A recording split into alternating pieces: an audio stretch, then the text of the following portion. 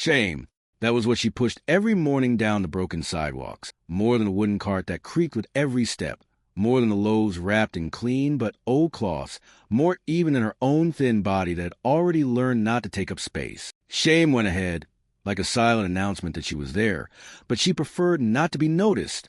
The day hadn't even stretched in the sky, and she was already on her feet, walking as if apologizing for existing, averting glances as if dodging stones. The clatter of the wheels on the wet asphalt was the only thing that seemed to hear his effort. The others, they passed by as if it were part of the sidewalk, useful but ignored. She was a woman who once dreamed. One day, in her youth, she wanted to be a teacher. I wanted to teach beautiful words. I wanted to write poetry on the walls of a just world. But time, men, and silences made dreams fall silent, one by one. Today, she just wanted to return home, without being humiliated. I just wanted to sell the breads. He just wanted his son to have something to eat. I just wanted to exist a little, without it meaning pain. The face, which one day learned to smile at family parties, now only lit up when the sun hit the side, deceiving the eyes of others. But deep down, there was a mute request that she carried in her eyes. Please don't look at me as if I were less. And even so, she walked, because I needed to, because she knew that no one would come to pick her up for a better destination, because he learned that faith sometimes walks disguised as routine. And in that tired walk, there was a prayer that no one heard, a prayer embedded in every step, in every loaf of bread heated with the rest of the gas, in every knot given in the bag, in every penny counted as if measuring hope. She was more than they seemed to see, but no one seemed to see, and it hurt like a hot iron in the chest, a kind of pain that doesn't bleed but burns, that doesn't scream, but marks, that does not pass but teaches. And while the city woke up to another day of haste and indifference, she had already traveled entire streets with the cart, dodging those who pretended not to see her. Sometimes someone would buy it, sometimes no, but every day she came back. He came back because the bread needed to come out, because the son needed to eat, because the rent needed to be paid. He returned, even without applause, even without smiles, even without anyone noticing the effort to continue. It was just a woman selling bread. But what no one saw was that she was trying to sell a piece of the dignity that was still left. And with each loaf of bread handed over with his gaze down, it was as if to say, please see that I am still here, because she had already been a lot. But today, I just wanted to be seen. Humiliation, that was the word that pierced her chest like a silent arrow as the boy laughed. He was with his friends, headphones in his ears, expensive sneakers, laughing too loudly to listen to the real world. She held out the bread with the same calloused hand as always, the one that still smelled of warm flour, and he responded contemptuously. Spit, not out of anger, not for reason. He just spat it out, because it could, because, for him, she was invisible. And then he laughed. He laughed with gusto, with derision. The others followed, and she, by instinct, lowered her eyes and collected the bread with the same dignity with which she once collected her son's broken toys, without saying anything, without raising your voice, because he learned that sometimes silence is the only shield for those who have been beaten too much. She didn't cry there, nor did he make a scandal. She didn't even look into the eyes of the boy who humiliated her, but inside, something cracked.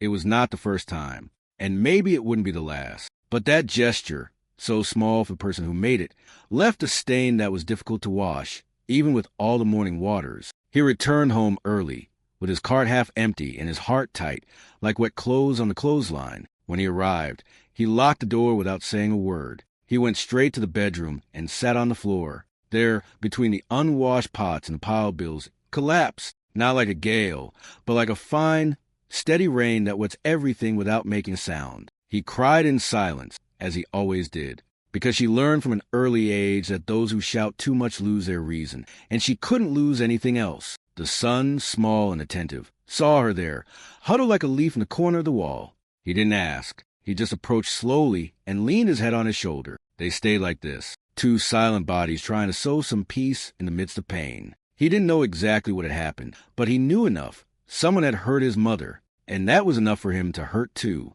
The spitting bread was left on the table, covered by a cloth, as if it were possible to hide the shame under a clean cloth. That night, she didn't have dinner. I said I wasn't hungry, but the truth was different. I was afraid I wouldn't be able to continue. Fear of waking up the next day and not having the strength to push the cart again. Fear of having reached the end of the road without ever having had the chance to walk in a straight line. Because there is a tiredness that cannot be cured with sleep. There is a type of wound that does not show itself in the body, but that bleeds inside like a river of shame. And in that silence, while the city outside continued with its indifferent noises, she repeated inside a phrase that she did not say out loud. I just wanted respect. That's all. I didn't want applause. He didn't want charity. She just wanted no one to spit on the bread she had so carefully made. Because that bread was more than food. It was dignity fermented on the basis of sacrifice. It was a last chance to say, I exist, and my work has value. But that day they spit not only on the bread, they spit on everything she was still trying to keep standing. And yet, she didn't give up. Not yet. Because the silence of that night would be just another chapter, not the end.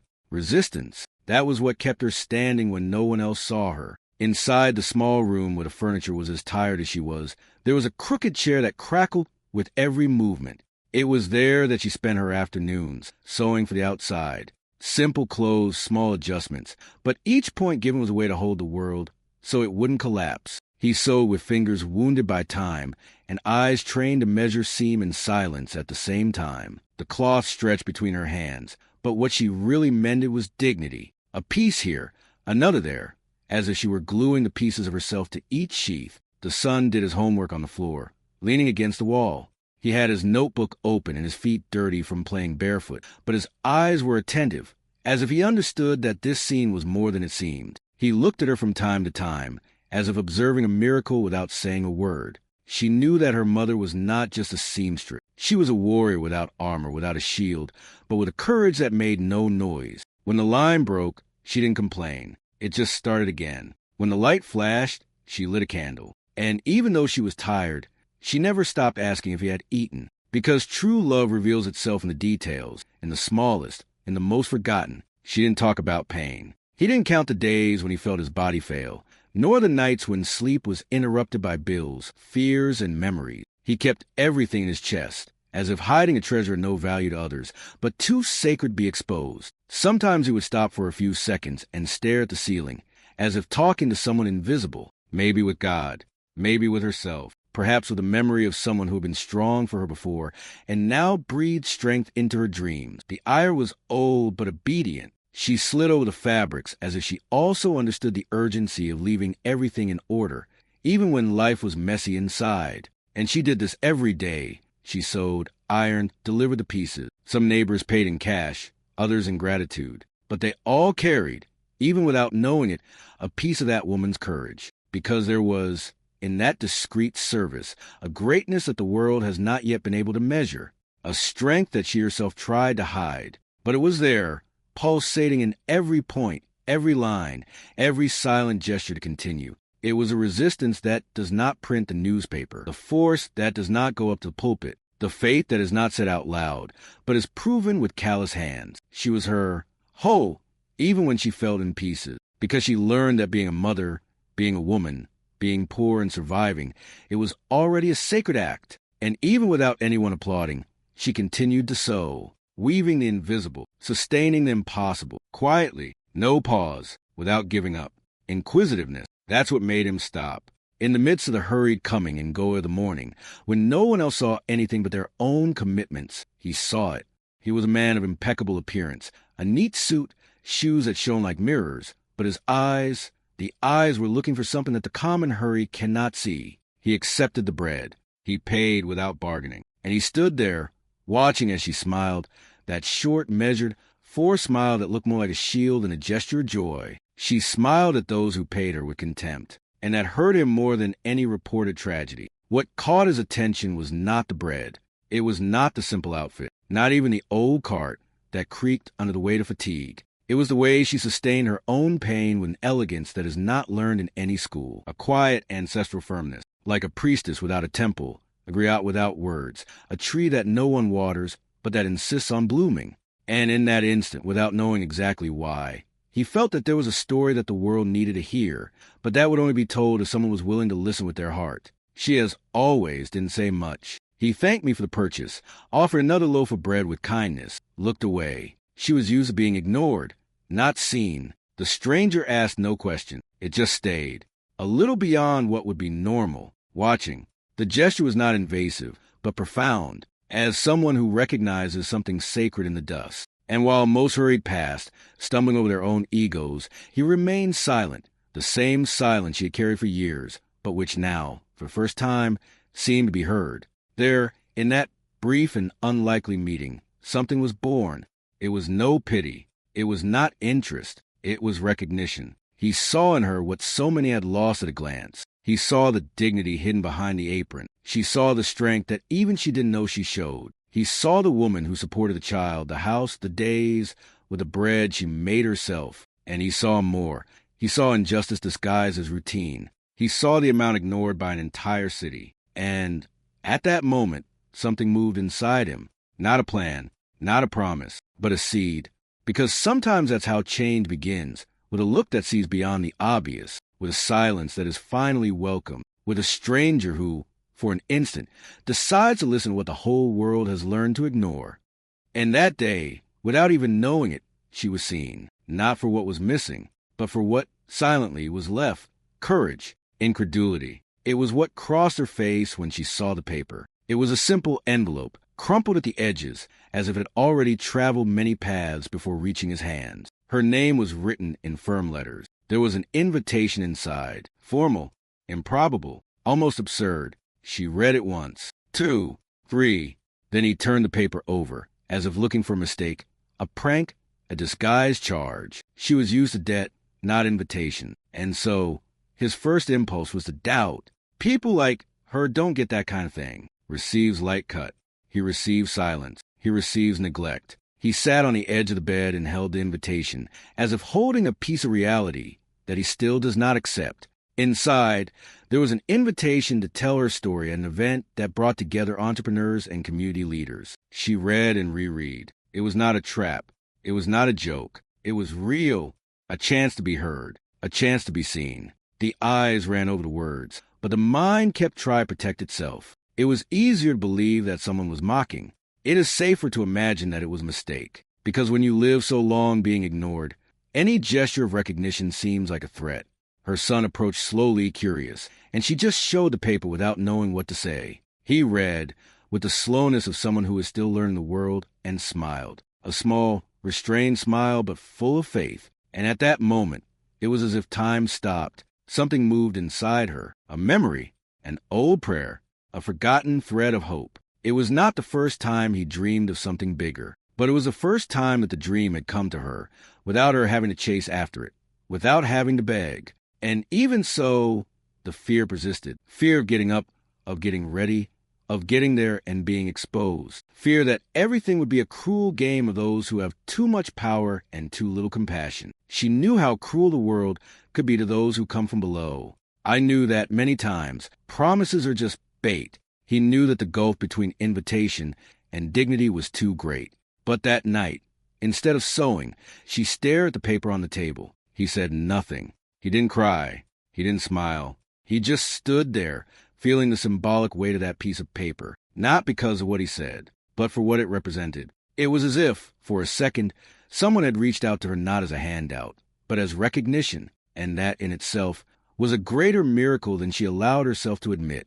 It was like hearing one's own name after so long being just the breadwoman. The next day, she kept the invitation between the pages of an old Bible, where she had once left dry petals of her wedding dress. And before he went out to sell bread again, he looked at his son and said only, "Let's see what this is." Not as someone who believes totally, but as someone who, even wounded, still allows himself a step of faith. And it was a step that changed everything. Because faith sometimes comes like this, crumpled, discreet, unexpected, but carrying a call that only the heart recognizes. Overcoming, but not the one in the movies, made of applause and soundtracks. It was a timid, sweaty overcoming, almost imperceptible to the eyes accustomed to grandiose achievement. She trembled. The hands, the chin, the look. The stage wasn't big, but the fear made everything seem immense. Bright lights, well-dressed people, discreet cameras, and there she was, in the simplest dress she had, her hair tied up as she did to sell bread, and her heart racing, as if she were going to face a trial. He never imagined that one day he would be there. And now that it was It all seemed like a dream on the verge of collapsing. The first few seconds were silence. She tried to speak. Her voice came out weak, almost choked. He swallowed his tears, not out of shame, but out of habit. He took a deep breath. He looked at the audience, but saw no faces. He saw stories. She saw shadows of contempt, old looks that ignored her, memories that still hurt. But she also saw her son, sitting in the front row, small but whole, with his eyes fixed on her, as if he were in front of a heroine. And that was what sustained her, not the clapping, not the presence of the billionaire. It was his son's gaze that gave him a voice. And then she spoke, with simplicity. No rehearsals, no flourishes. He told him where he came from. He told of the breads, from sowing, from the day they spat at their work. He told without victimhood, but with truth. He did not ask for pity. He only asked for respect. And his words, even shaky, reached where rehearsed speeches do not reach, in the heart. She didn't have elaborate vocabulary, but she had life. He had real pain. He had faith that one does not write in any book, but that one learns in practice, cooking with what one has, selling with what is left, hoping with what still resists. In the audience, the silence was reverent. No one interrupted. No one looked away. It was as if, for a few minutes, everyone had stripped themselves of their vanities to listen to an ordinary woman reveal a profound truth, because there was beauty there. Not the beauty that shines in the windows, but the ancestral beauty of those who survived without ceasing to love, of those who fell without ceasing to take care, of those who were humiliated, but did not lose the ability to be grateful. And when it ended, there was no explosion of applause. There was a collective breath, as if everyone there had noticed something that had previously eluded them. She left the stage with her eyes still wet, but her step firmer. He knew he hadn't done anything extraordinary. He had only told his story. But on that day, that story was heard. And that, for her, was miracle enough.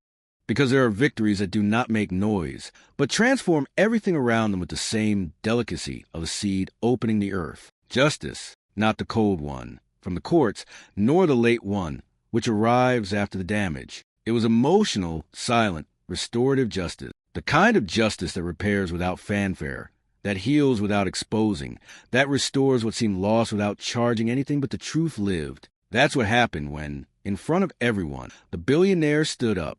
He did not use grandiose words. I only said the essential, that this woman who had been ignored for so long would now have a store, a space of her own, a bakery in the city center, with her name on the door, with the windows large so that no one else would pretend not to see her. She listened in silence, her eyes wide open and her hands clasped together as if in prayer. He couldn't believe that the same bread that had once been spat out was now the seed of something new.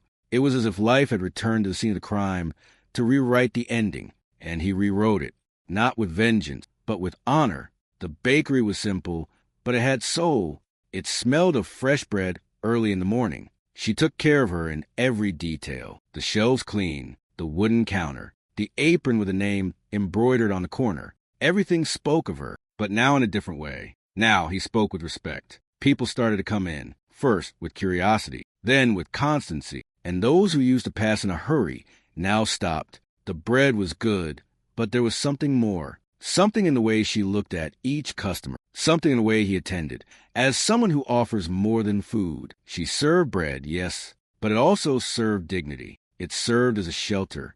It served memory, because that place was made of layers, of mass, of tears of faith. Each batch was a reminder of all that she had endured. Each sale was a response to everything they said she couldn't be. And there, between batches and change, she began to relearn what the world almost took from her, the right to exist with pride. He didn't have to lower his eyes anymore. He no longer had to ask permission to occupy his space. Now, she was the owner, the woman behind the counter, the mother who won without stepping on anyone. The force that had previously tried to hide now illuminated the environment. And the most beautiful thing was that she didn't change her essence. It was still simple. He was still kind. But now it was whole, because what was born from the bread spat out was not just a business. It was a new beginning, an altar, a sacred territory where each slice carried a history of resistance. And the world, which once treated her as invisible, now needed to stop to listen to her. Not because she screamed, but because her presence finally had a voice. And that voice said, without words,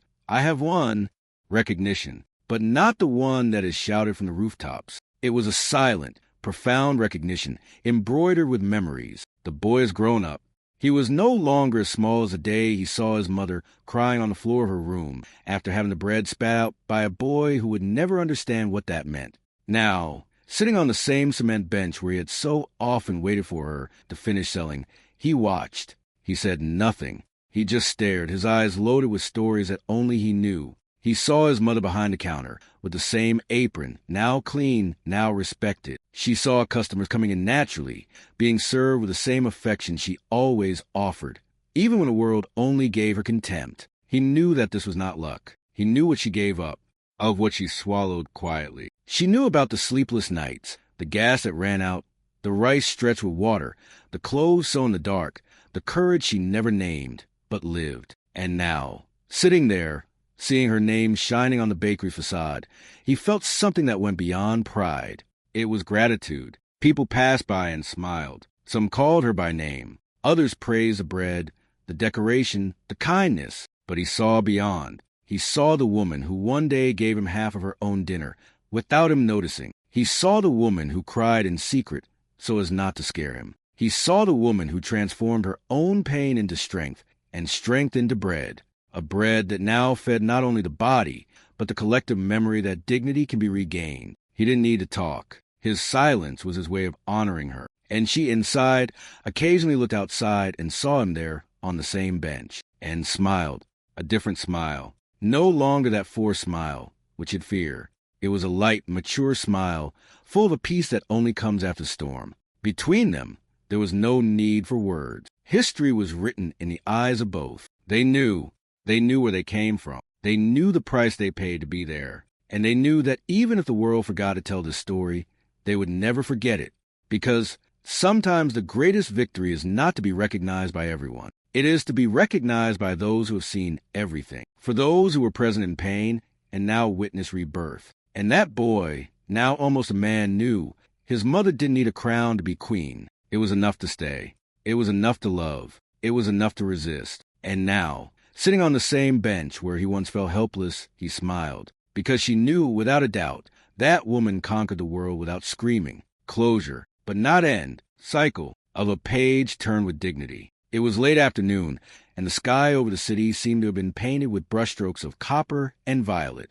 The golden light touched the bakery facade like an ancient blessing, as if the ancestors were there, recognizing the temple she had erected not with expensive bricks, but with daily faith. She turned off the lights, one by one. He cleaned the counter with calm movement. He kept the leftover loaves of bread with the same care that a promise is kept that is still alive. And finally, he took off his apron. He folded it slowly. With the firm hands of those who know the weight and value of their own work, he walked to the door, locked with a light click, and before leaving, he looked up at the sign with his name on it. He ran his hand over the letters, as if caressing a beloved portrait, as if recognizing something that had been hidden for too long. And he smiled, a gentle smile, full, the kind of smile that only those who have faced shame, exclusion, and contempt can one day offer the world. Behind that apron, stained, worn, sewn countless times, there was always a queen. Not one of those who wear jewelry or parade in salons, but those that reign in silence, who govern with love, who support the house, the children, the very soul, even when everything seems to want to bring them down. Behind that apron was a whole woman, not because it was never broken, but because it learned to rebuild itself with its own hands, as if each piece of pain were a seed of something new. And the question that remains, echoing in the wind, is how many queens are still hiding out there? How many, at this very moment, are pushing invisible carts, being ignored, carrying the world on their shoulders without anyone noticing? How many have their stories suffocated by the noise of haste, neglect, and injustice? How many are waiting, not by a miracle, but only by someone who sees? Because sometimes all life needs a flourish. It is to be seen, respected, honored, and remembered. She closed the bakery, crossed the street with slow steps, and said goodbye to the day with gratitude. Tomorrow, everything would start again. But now she knew the new beginning would come lightly, with his name on the door, with hot bread in the oven, with his soul at peace, because she was recognized. And more than that, she recognized herself. Queen, even if the world has taken too long to see it. Queen, even if it has been invisible for too long. Queen, because it always has been. If this story touched your heart, don't let it stop here. Subscribe to the channel and activate the notification bell to receive more stories like this. Leave your like if this journey moved you. Comment below which part marked you the most. Your voice can inspire others as well. And share this video with someone who needs to remember that even in silence, it is still possible to win. Because sometimes everything a soul needs, it is to be recognized.